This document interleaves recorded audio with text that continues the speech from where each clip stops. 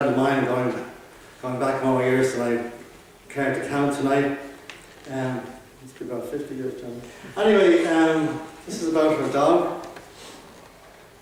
That morning, Mother said, "I can't find the dog. I've looked under the chair and under the bed. He must have escaped when I wasn't looking." "There he is," said I, pointing to the hairy Molly, begging up beside her.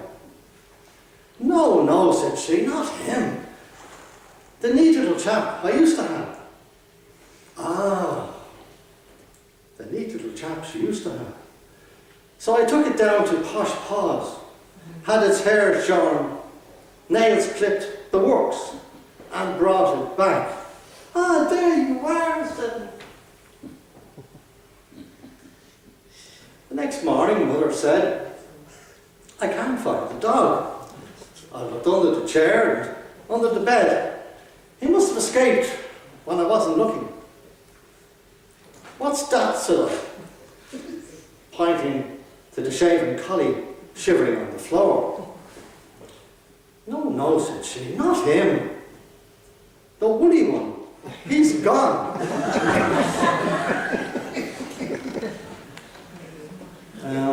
Right. And now a poem that takes the title of the book.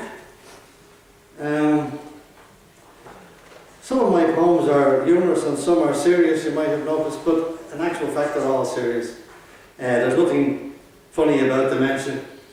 There's nothing funny about bombs raining down on defenceless people. But audiences don't like to be lectured to, they want to be entertained. And that's why I use humour, and that's what I'm trying to do here. I actually wrote this during the war in Kosovo.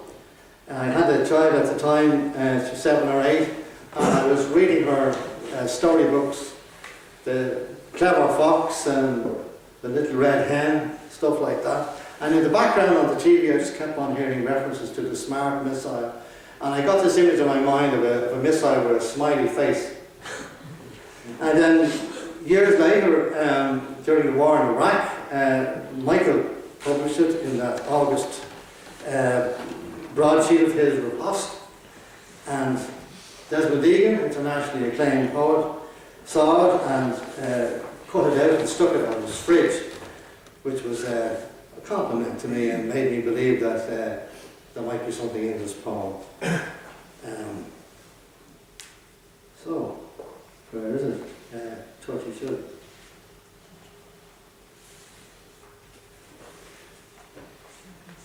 The SMART missile sailed down the chimney of the house of the general of the extreme fascist regime, and that was the end of him.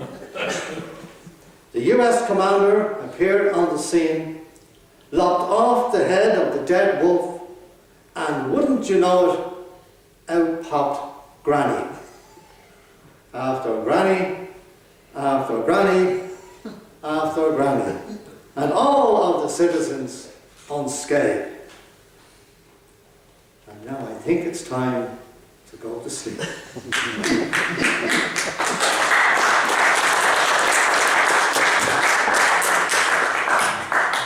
We're getting there. 83. This is probably my own favourite poem. I don't know why, I just like this poem. I'm often lured into second-hand shops. Again, it's probably the books that does it, but while I'm there, I've been known to buy other items. I once bought a suit, not this suit, but I did once buy a suit, and it looked as though it was new. But when I got it home, I found evidence that it had at least one previous outing. The man who wore my suit. The man who wore this suit flew from Gothenburg to Copenhagen. I found his boarding pass in the inside pocket. I still have it. And sometime after Copenhagen, Cody, Mr. G, Scandinavian Airlines Flight 1445 fell out with, or fell out of, this suit. It's my suit now. Cost me £7 plus £3 for minor leg amputation. And the money's gone to house the homeless. My suit looks new. It looks expensive. And it makes me feel kind of elegant as I saunter down and up Ballyfermot Road.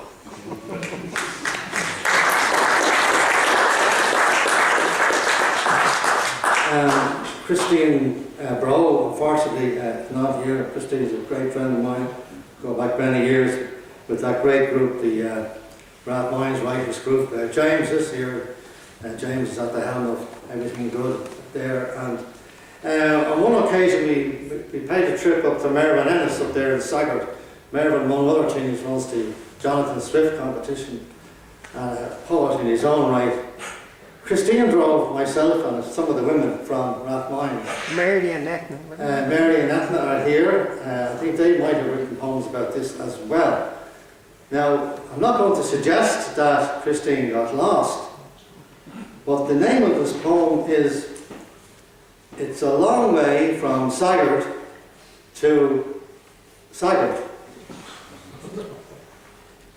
We turned out from the sleepy village of Saggart, heading for Red Cow. But roadworks meant a detour. And which way? This way, divined Christine, our driver. So down a windy road we went to, it must lead somewhere. And all the while I tried not to think of any of the little I had learned of black holes. Yes, turn the headlights on. Sure, it's nearly midnight. Oh look, there's the moon, said Maura. At last, something familiar. On we went, and Christine was right. This road did lead somewhere. We're back to where we started, whispered Etna. I know where we are now, said Christine.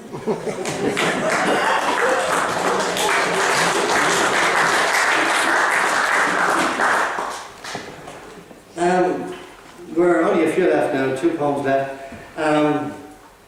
This one is really about just the frustrations that writers feel no matter what end of the spectrum you're at in terms of fame. We do get upset sometimes, particularly when we send stuff off to be published somewhere in some journal or newspaper, and it's returned, and sometimes you get the feeling it wasn't even read because there's no finger marks on it. The paperclip is in the exact same position. And I wanted to write about this. It was really prompted seeing Pat Inglesby outside the Bank of Ireland having a break, having a bowl of soup and surrounded by his books. And it reminded me of the old days when Irish poets might be rewarded for performance with a bowl of soup perhaps. This is called Cold Soup. Poets don't matter all that much. That's only Inglesby at the corner selling books. Hartnett sups alone at the Leeson Lounge. I'm big in Finland, he says wryly, but only the barman hears. Heaney has the market sewn up, and Durkin's work is perfect bound, while our loose leaves flit like lost Abrahams about the poetry world, or are returned without thumbprint, with paper-clipped regrets from the likes of the Sindor or the Irish Times. I once remarked to a socialist that when I die, they'll find my work beneath the mattress. Lean, he quipped through his bristling moustache, where you live, they won't find the mattress.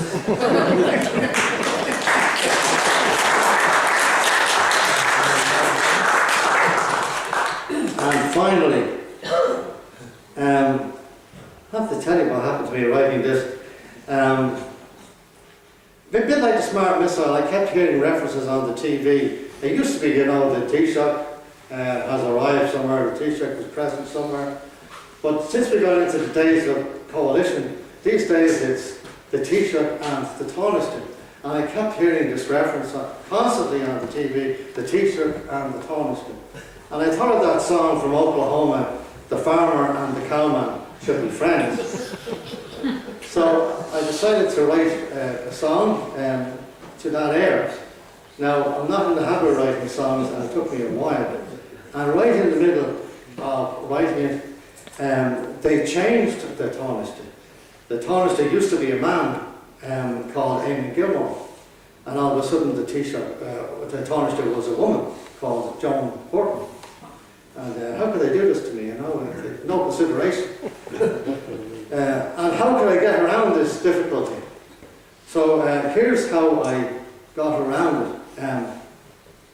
Does that lift up the top? It's called the Whistleblower's Song. Current again this week. Oh, the whistleblowers came to town today. They whistled here, they whistled all the way. Penalty points are being wiped. You are disgusting, Colin Wright. He did not relish what they had to say. The Taoiseach and the Tánaiste were there. Yes, the Taoiseach and the Tánaiste were there. They backed the minister to the hilt. They said he's not a man of guilt, and that should be an end to the affair. But the whistleblowers wouldn't leave it there. No, the whistleblowers wouldn't leave it there. More revelations came to fore, explosive tapes and so much more. And then they called on their commissioner. The Taoiseach and the Tánaiste were there. Yes, the Taoiseach and the Tánaiste were there. Someone soon would have to go. The party ratings were so low, and greys were growing in the Taoiseach's hair. So Callanan decided he would jump and let poor Alan shatter in the dump. A golden handshake then was paid, but no apology was made. And that's what gives to you and me the hump. Oh, the Taoiseach and the Tánaiste were there. Though Shatter's future blew up in the air. Maniacs are on our roads. Who is to blame, do you suppose? The Taoiseach and the Tánaiste are there. Oh, the Taoiseach and the Tánaiste are there. But the Tánaiste is looking mighty queer. He wears lipstick and high heel shoes. Can he just say, she's not amused? The Taoiseach and the Tánaiste are there. Thank you.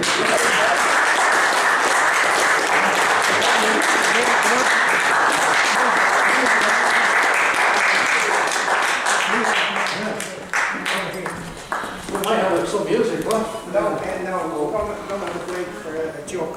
Oh yes, here's a joke. I wanted to present this to Leon, but I want to explain. This book is Pearse's Own.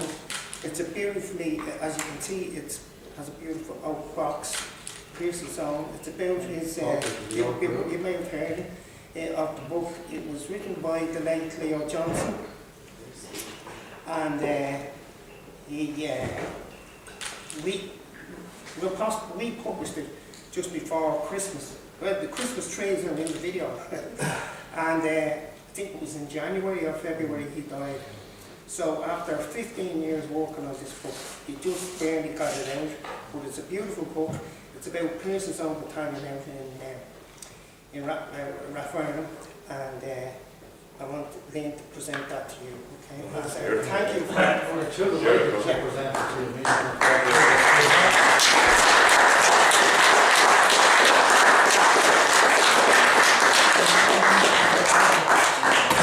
For me, I'm like overwhelmed. I mean, not only is it a book, but it's in a beautiful box, and I should say, appropriate in the opener. Yeah. So for a meal,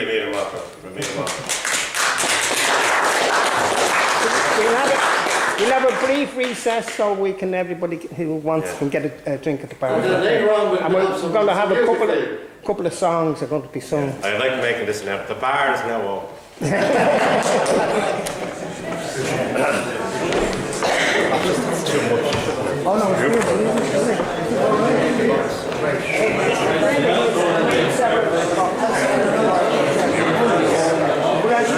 They're